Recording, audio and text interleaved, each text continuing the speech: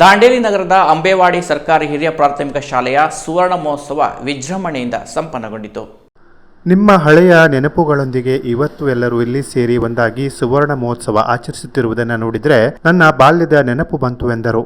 ಮುಖ್ಯ ಅತಿಥಿಗಳಾಗಿ ಪೌರಾಯುಕ್ತ ರಾಜಾರಾಮ್ ಪವಾರ್ ಮಾತನಾಡಿ ತಮ್ಮ ಪ್ರಾಥಮಿಕ ಶಾಲೆಯ ನೆನಪುಗಳನ್ನು ಹಂಚಿಕೊಂಡರು.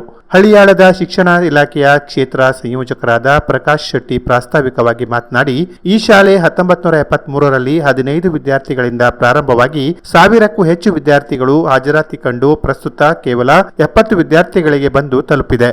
ಹಲವಾರು ಏರಿಳಿತ ಕಂಡು ಇಂದು 50 ವರ್ಷಕ್ಕೆ ಕಾಲಿಟ್ಟಿದೆ. ಈ ಶಾಲೆಯಿಂದ ಸುಮಾರು 10,000 ವಿದ್ಯಾರ್ಥಿಗಳು ತಮ್ಮ ಶಿಕ್ಷಣ ಪೂರೈಸಿ ಸಮಾಜದ ವಿವಿಧ ಕ್ಷೇತ್ರಗಳಲ್ಲಿ ಉನ್ನತ ಸೇವೆ ಸಲ್ಲಿಸುತ್ತಿದ್ದಾರೆ ಎಂದರು.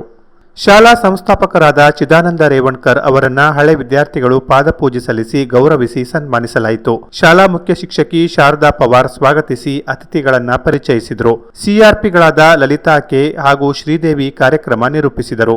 ಈ ಸಂದರ್ಭದಲ್ಲಿ ತಾಲೂಕು ಪಂಚಾಯಿತಿ ಕಾರ್ಯನಿರ್ವಾಹಕ ಅಧಿಕಾರಿ ಪ್ರಕಾಶ್ ಆರ್ ಹಾಲಮ್ಮನವರ್, ಕ್ಷೇತ್ರ ಶಿಕ್ಷಣಾಧಿಕಾರಿ ಪ್ರಮೋದ್ ಕೆ ಮಹಾಲೆ, ನಗರಸಭೆ ಸದಸ್ಯೆ ಯಾಸ್ಮಿನ್ ಕಿತ್ತೂರ್, ರೋಹಿನಾ ಕೊತ್ತಬ, ಸರಸ್ವತಿ ರಜಪೂತ, ಎಸ್ಡಿಎಂಸಿ ಅಧ್ಯಕ್ಷೆ ಲಕ್ಷ್ಮೀ ರಾಥೋಡ್, ನೌಕರರ ಸಂಘದ ಅಧ್ಯಕ್ಷ ಸುರೇಶ್ ನಾಯಕ್, ಸಂಜಯ್ ನಂದ್ಯಾಳ್ಕರ್, ಹಳೆ ವಿದ್ಯಾರ್ಥಿಗಳ ಸಂಘದ ವಿಎಸ್ ಬಾಪುಗೌಡ ಹಳೆ ವಿದ್ಯಾರ್ಥಿಗಳು ಇದ್ದರು.